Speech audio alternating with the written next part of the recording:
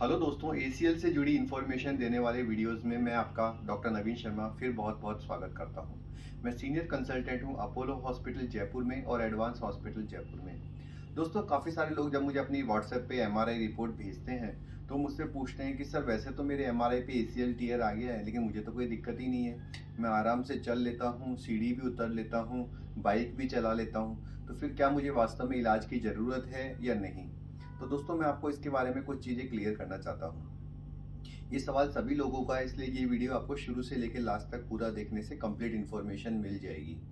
दोस्तों, ACL ligament का normal काम चलने फिरने में मदद करना या सीढ़ी उतरने में मदद करना नहीं होता। ये एक तरह से हमारी गाड़ी का आप अपने आप को अगर एक मोटरसाइकिल समझें तो ये थर्ड और फोर्थ गियर की तरह काम करता है। यानी कि अगर आपका एसीएल लिगामेंट टूट चुका है तो आप नॉर्मल चल सकते हैं, सीढ़ी उतर सकते हैं और साइकिल या मोटरसाइकिल चला सकते हैं। लेकिन यदि आपको कोई तेज गति से चलने को बोले या आपको ये बोले कि आप बीच बाजार में हैं और कोई आपका पर्स लेके भाग गया है और आपको उसको पकड़ना है, तो ये काम आप नहीं कर पाएंगे। आप वहाँ पर खड़े ही रह जाएंगे, वो आपका पर्स लेके भाग सकता है। या हम दूसरी एक स्थिति को इमेजिन करें कि आप किसी एक बिल्डिंग में हैं और अचानक से कोई इमरजेंसी है और आपको भागते हुए सीढ़ियाँ उतरनी है, तो वो आपसे नहीं उतरा जाएगा।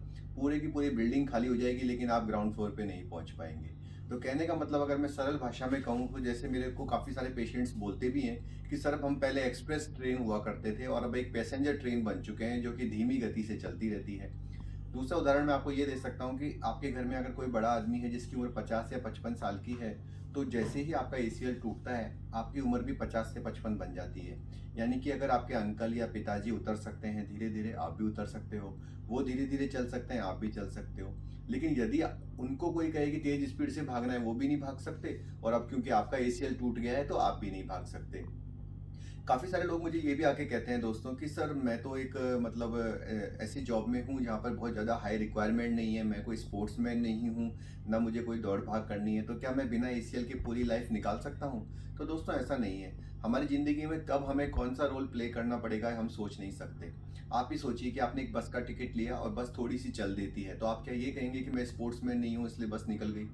या फिर आप किसी इमरजेंसी में हैं, आप अपने बच्चे को लेके सड़क पार करा रहे हैं और अचानक बच्चा तेजी से भागता है और मान लो उसको आपको बचाने के लिए उसको पकड़ना है, तो आप नहीं पकड़ सकते क्योंकि आपके पास तो एसीएल लिगामेंट ही नहीं है। तो इस प्रकार से ऐसा नहीं है कि एसीएल लिगामेंट की जरूरत सिर्फ स्पोर्ट्समैन को या तो फिर कोई बहुत हाईली एक्टिव आर्मी के पर्सन्स को या पुलिसमैन को ही रहती है।